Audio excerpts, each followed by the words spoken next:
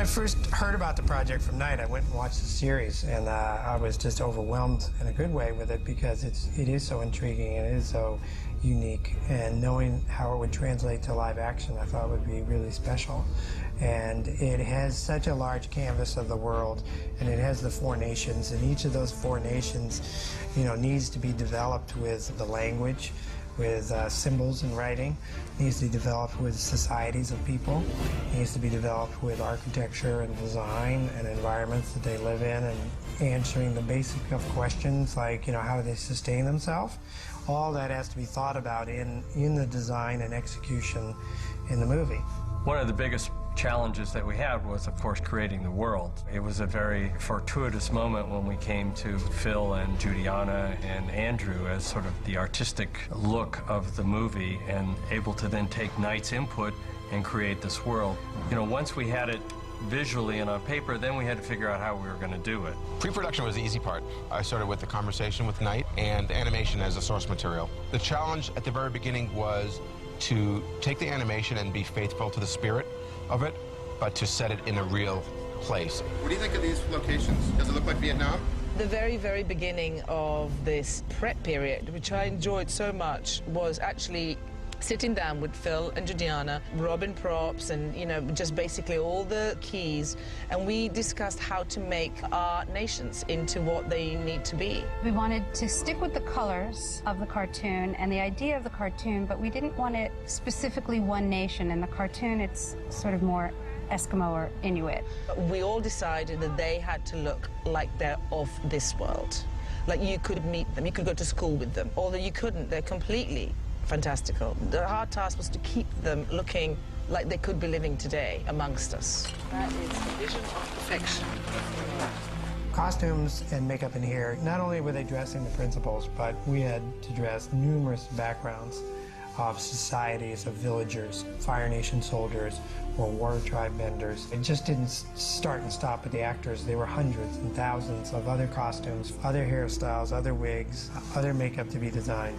I'm really loving how it's a lot of mixed races, which is even great too. You know, it's like we've represented almost everybody. It's represented like it is worldwide. There's a lot of different ethnicities within every different nation, making it a little bit more real, creating a reality behind it to really define the story. As we developed the aesthetic of the film, we were shying away from any one nationality that was too identifiable. And during that process, we were always trying to shy away from the real straight, iconic Chinese architecture. And then we get to the point like, well, why are we going there if we're trying to use things that are just a little bit oblique? Phil came, showed me all these images from different books and things that he was inspired by, and it was totally different than what I was thinking, totally different. But his influences were so grounded. You know, he would say, this is from an Arabic kind of influence, and this is from an African influence that I saw over here, the things that we will paint on the walls. And he walked me through it, and I saw this incredible kind of possibility for an international vision of an alternate world that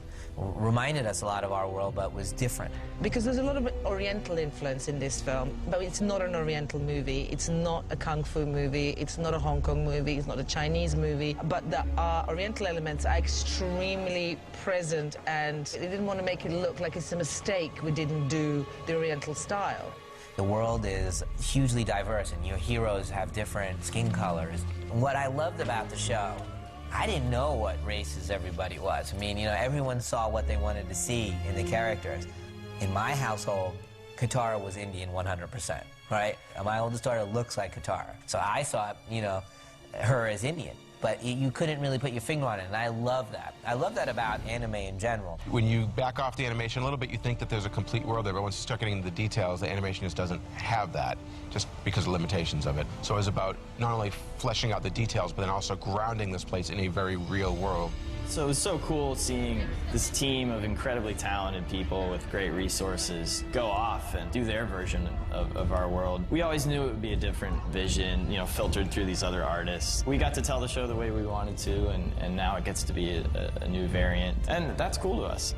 This is all made up to be our world. You think every single thing on those people, every prop, everything they touch, everywhere they go, everything's been done by us. and they just look like people. I believe it. I believe every single thing in this world, and I thought that was a bigger success we could have achieved together.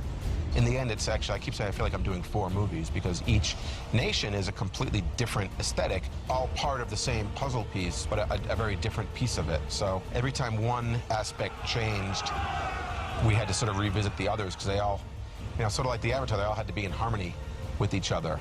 Keeping balance. That's our jobs.